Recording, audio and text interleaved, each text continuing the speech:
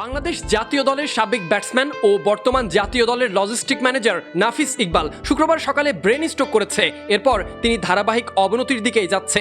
এরপর তাকে চট্টগ্রাম থেকে এয়ার অ্যাম্বুলেন্সে করে ঢাকায় নিয়ে আসা হয়।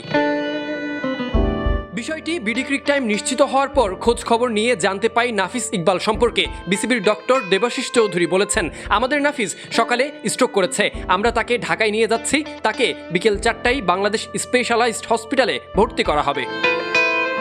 কয়েকদিন আগে বিশ্বকাপে নিজের গুরুদায়িত্ব সামলেছেন। যুক্তরাষ্ট্র ও ওয়েস্ট ইন্ডিজে টি-20 বিশ্বকাপে বাংলাদেশ দলের সাথেই ছিলেন নাফিস ইকবাল। সামলেছেন লজিস্টিক ম্যানেজারের দায়িত্ব।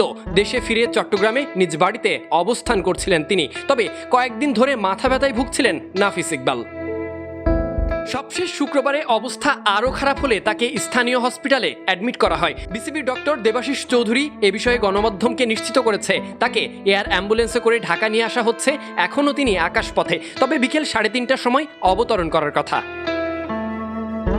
উল্লেখযোগ্য ক্রিকেটীয় বংশের নামকরা একজন নাফিস ইকবাল। জাতীয় দলে তার পরিচয়টাও বেশ লম্বা। চাচা আকরাম খান বাংলাদেশ দলের অধিনায়কত্ব করেছেন। চট্টগ্রামের খান পরিবারের দ্বিতীয় সদস্য হিসেবে লাল সবুজের জার্সিতে প্রতিনিধিত্ব করেন নাফিস ইকবাল। পরে তার ছোট ভাই তামিম ইকবালও বাংলাদেশের হয়ে করেছেন অধিনায়কত্ব।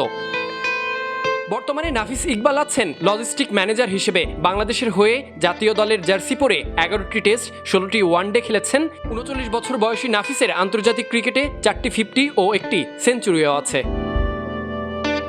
Sadiq Ahmed Sani, BD cric time.